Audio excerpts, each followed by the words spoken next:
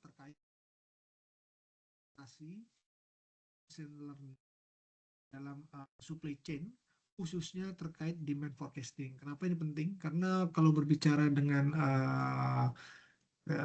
kemajuan teknologi, machine learning sangat diperlukan di dalam pengembangan di dalam bisnis dari supply chain sendiri. Nah, mungkin latar belakangnya adalah kenapa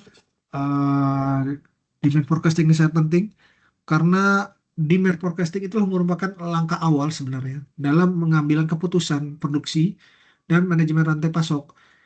Nah, jadi demand forecasting adalah langkah awal di mana startnya ditentukan dari sini dalam merencanakan proses produksi ke depan. Nah, tingkat akurasi sendiri ini sangat dipengaruhi oleh yang namanya dari production planningnya sendiri seperti apa, kemudian dari manajemen persediaan, yaitu pengendalian dari persediaannya seperti apa, kemudian dari logistik fee-nya juga seperti apa, sampai the customer service levelnya juga seperti apa, serta tergantung juga dari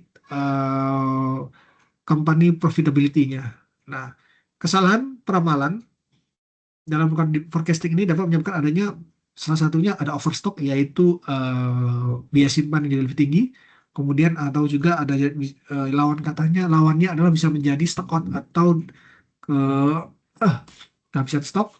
Kemudian, nah, seiring berkembangnya industri 4.0, metode konvensional seperti moving average dan lain sebagainya dianggap kurang efektif terkait perkembangan dinamika pasar yang selalu berubah dari waktu ke waktu. Oleh karena itulah, maka machine learning ini dipandang sebagai salah satu solusi yang mampu meningkatkan akurasi dalam forecasting melalui pengenalan pola data yang kompleks dan dinamis. Nah, begitu kita berbicara terkait penerapan machine learning dalam khususnya dalam demand forecasting, yang mana fokusnya yang pertama adalah tentunya yaitu model dari machine learning yang akan digunakan nanti seperti apa. Kemudian tahapan berikutnya adalah bagaimana data processingnya. Nah, ini metodenya seperti apa. Kemudian juga bagaimana dari variabel penelitian digunakan, serta tingkat akurasinya atau accuracy levelnya itu seperti apa yang diharapkan gitu. Nah, tentunya dengan menyajikan analisis komparatif untuk memberikan panduan pemilihan model forecasting tepat sesuai dengan karakteristik produk yang nanti akan digunakan. Nah, metodologinya tentunya kita harus melakukan evaluasi nih dari model machine learning yang akan digunakan, apakah regresi atau clustering atau neural network dan lain sebagainya. Kemudian yang terkait data processing juga kita harus lihat nih pengumpulan produknya seperti apa, kemudian hierarki datanya itu juga seperti apa, kemudian variable inputnya seperti apa, serta bagaimana melakukan evaluasi dari akurasinya, apakah dengan RSME, MAPE, dan lain sebagainya.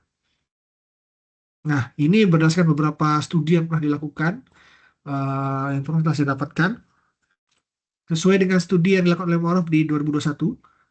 Jadi, di sebelah kiri ini, jadi eksperimen ini dilakukan oleh Mr. Morof dengan menggunakan 6 model forecasting terhadap 5 jenis dari produk berbeda. Nah, berdasarkan hasil forecasting yang dilakukan oleh Morof, hasilnya menunjukkan bahwa tidak ada satu model terbaik untuk semua produk. Kemudian model statistik ETS atau exponential smoothing ini unggul pada produk tertentu. Kemudian model machine learning berbasis regresi unggul pada produk lain. Nah, kemudian dari studi Morof juga disampaikan kelemahannya adalah bahwa di sini hanya menggunakan satu variabel yaitu data history. Jadi berdasarkan histori saja. Kemudian belum memasukkan adanya variabel-variabel eksternal di sini seperti harga, event, atau promosi yang akan dilakukan. Nah, kemudian juga ada juga yang dilakukan oleh forecasting analysis akurasi dilakukan oleh Jacob pada tahun 2020 dengan menggunakan berbasis clustering yang dilakukan. Nah, temuannya adalah disampaikan bahwa dengan menggunakan sistem clustering, di mana clustering produk sebelum forecasting menghasilkan akurasi lebih tinggi. Nah, produk dengan pola permintaan mirip diprediksi menggunakan model yang sama. Kemudian pendekatan ini lebih unggul dibandingkan model tunggal untuk semua produk. Namun masih terdapat kemungkinan model lain menghasilkan akurasi lebih tinggi jika variabel dan pre-processingnya itu dioptimalkan ya. Nah, berdasarkan jurnal atau yang saya pelajari, yang saya dapat, saya review ya, saya juga mengutip sebenarnya ini Bapak dan Ibu. Jadi model machine learning ada beberapa ya. Yang pertama adalah artificial neural network. Ini adalah model yang paling sering digunakan dan terbukti menghasilkan akurasi yang tinggi untuk demand forecasting.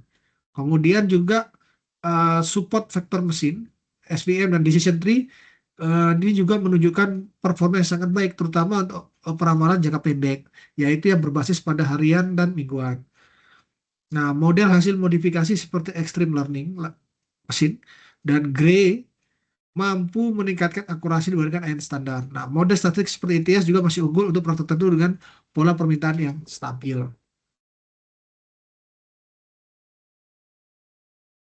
Nah, sesuai yang tadi, temuannya adalah tidak ada sumber yang terbaik. ANN ini adalah yang paling sering digunakan tadi ya, SVM Decision Tree untuk unggul jangka pendek. Model hybrid meningkatkan akurasi. Nah, kenapa tadi sudah disampaikan bahwa model-model forecasting mana yang terbaik dan sesuai dengan karakteristiknya? Tentunya adalah tergantung dari, karena kalau kita berbicara data processing ya, jadi akurasi forecasting itu tidak hanya ditentukan oleh model-model tadi kan sudah model, tetapi akurasinya itu tidak hanya berdasarkan model, tetapi juga perlu yang namanya data, input data tadi seperti apa, terus bagaimana tata cara pengolahan datanya tadi. Nah, antara lain dengan clustering. Sebelum forecasting meningkatkan akurasi karena, nah di sini disampaikan ya, dengan pengelompokan produk, sebelum forecasting meningkatkan akurasi karena tiap kelompok memiliki pola permintaan berbeda. Kemudian hierarki data, misalnya tingkat toko, kota, provinsi tentunya sangat mempengaruhi dari noise-nya, data levelnya, dan juga cenderung lebih fluktuatif. Pra pemrosesan data yang baik, yaitu normalisasi, segmentasi, menjadi kunci keberhasilan dari machine learning. Nah, kemudian juga eh, selain kita data tadi sangat penting, tentunya ada variabel-variabel lain ya. Jadi selain ada historical data saja, eh, perlu juga dipertimbangkan di sini, yaitu faktor-faktor variabel lainnya seperti contohnya hari khusus, harga, event atau ada promosi. Kemudian cuaca, kita juga perlu input lah bagaimana terkait aktivitas dari kompetitor seperti apa. Kemudian kalender penjualan, kemudian data pencarian online khusus sektor kesehatan, serta lokasi riset toko. Nah, di sini berdasarkan variabel-variabel tadi itu disebutkan bahwa semakin relevan dan kontekstual variabel yang digunakan, maka semakin tinggi akurasi dari peramalan. Oleh karena itulah, jadi kita tidak dalam menggunakan machine learning di sini dengan untuk demand forecasting, eh, kita tidak hanya mengacu pada historical data saja. Ini yang harus kita pertimbangkan. Nah, berdasarkan berbagai model tadi dan juga variabel-variabel tadi, dilakukanlah studi-studi oleh beberapa ahli ya. Disampaikan bahwa dengan menggunakan akurasi forecasting yang berbasis machine learning, di sini disampaikan bahwa dapat dicapai di atas 90%. Kemudian model hybrid dan model hasil modifikasi secara konsisten menunjukkan error yang lebih rendah dibandingkan metode secara konvensional. Kemudian kesalahan dalam pemilihan model dapat secara signifikan menurunkan akurasi. Nah, disinilah pentingnya kita em, memilih model yang terbaik untuk dapat menjaga dari akurasi dari demand forecasting tadi. Nah, secara kesimpulan ya, Bapak dan Ibu, jadi kita sampaikan bahwa karakteristik produk yang berbeda membutuhkan pendekatan forecasting yang berbeda. Kemudian pemilihan model dari machine learning, metode dari data processingnya seperti apa tadi, kemudian variable-variable tadi ya, dari waktu dan sebagainya, itu juga sangat menentukan hasil akurasi. Nah, kemudian model machine learning seperti ANN, SVM, dan decision tree merupakan model yang paling konsisten dalam melakukan demand forecasting yang menghasilkan akurasi tingkat tinggi. Nah, model forecasting juga harus selalu diperbarui ya untuk menyesuaikan perubahan pola permintaan. Nah, machine learning terbukti secara signifikan lebih unggul dibandingkan metode forecasting konvensional, terutama dalam lingkungan bisnis yang dinamis. Nah,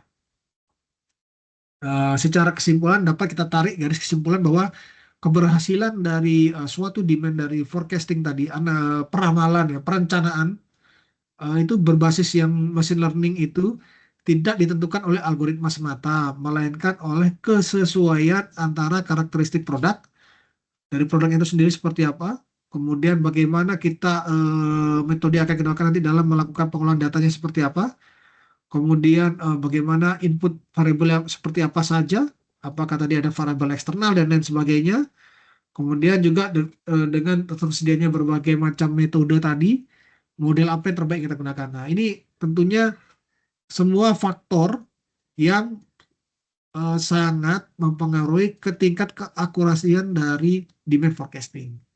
Nah, seperti itulah Bapak dan Ibu penjelasan yang dapat kami sampaikan pada kesempatan kali ini. Atas perhatiannya, kami sampaikan terima kasih.